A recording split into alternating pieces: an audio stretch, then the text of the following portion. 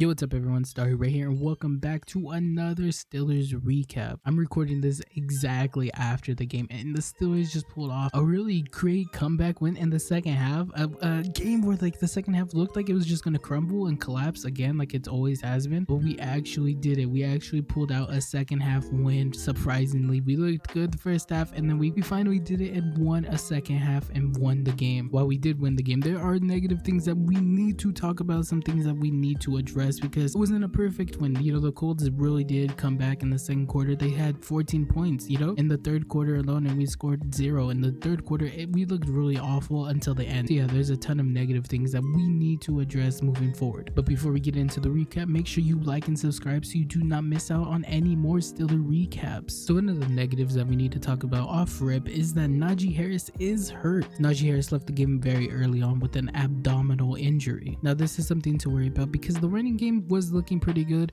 when Najee Harris was healthy with his foot injury. The past couple of weeks, Najee Harris was actually looking like kind of a rookie year Najee Harris. I just said that in the Bengals video. With the few snaps that we did see with Najee Harris in this game, he didn't look good, and then he left the game with the injury. So yeah, this is kind of rough. We gotta assume that he's probably dealing with another injury. He's gonna be out again. While this sucks that we are losing RB1, Benny Snell actually stepped up huge this game. Benny Snell had a huge game. Snell had 12 carries with 62 yards. He also had a huge touchdown that led to us getting the 2-point conversion and essentially winning the game. So while it is a negative losing Najee Harris, Benny Snell had a good game, and McFarland had a decent game as well. So looking forward to next week. That is something that we could hold our hat on and hopefully bank that they can be decent, serviceable again if Najee Harris is hurt. Right now, it's obvious that there's no news. I'm recording it directly after the game, so there is no news about Najee Harris's injury, but we'll see later on in the week how that goes. But even if Najee Harris misses, I feel fine with Snell. Another negative I want to talk about is our defense. Now our defense started off really good in the first half. They only allowed 3 points. After halftime, our defense really just fell on their face, and we did look awful as a defense. Matt Ryan was picking us apart. We were getting cooked out there. All the pressure that we were getting to Matt Ryan in the first quarter was essentially gone. Matt Ryan had a lot more time to throw the ball in the second half than he did in the first half. And with that time in the pocket, Matt Ryan was dropping dimes all over the field. So yeah, that is something that we need to work on. It's been consistently bad. Our secondary and just our defense in general has been bad. Last week I was willing to let it slide because it was Joe Burrow. I thought,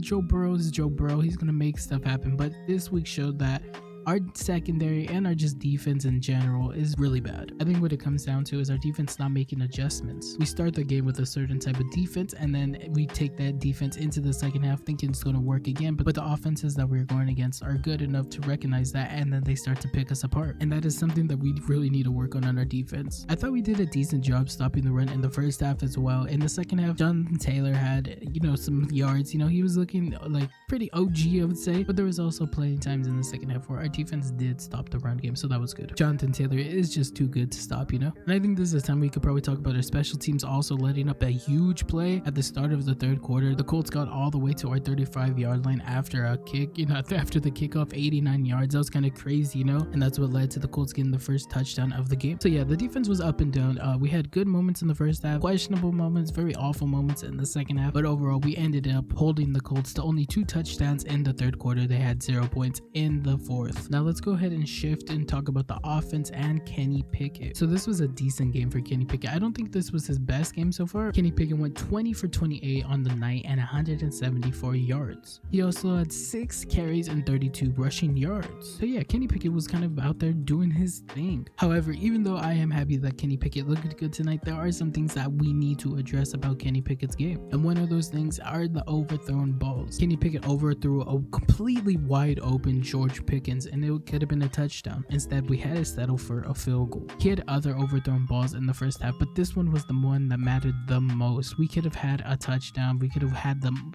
even a bigger lead going into halftime, and this kind of field goal kind of changed the momentum. It let the Colts believe that they still have a chance to win this game, and going into halftime be kind of motivated to come out. So yeah, the overthrown balls and just overall accuracy needs to be addressed, and I think that's something he'll get better with over time. Even though we're talking about accuracy and stuff, there were some throws that were completely catchable that our receivers just dropped. There was 2 George Pickens balls that we could have had, and he just dropped them. Now he did make up for it with the 2-point conversion, but there's also those drops that George Pickens needs to get better at that. He's still a great receiver. I think this duo is going to be a top tier next year.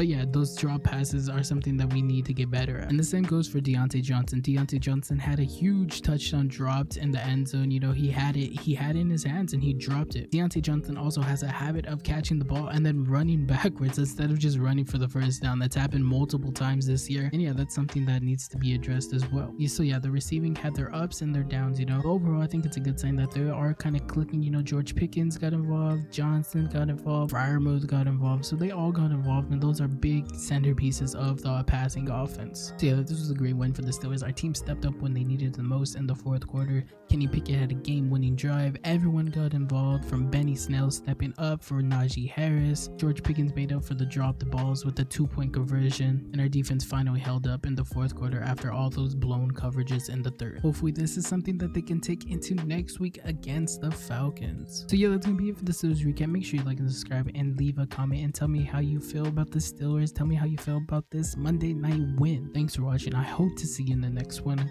Goodbye.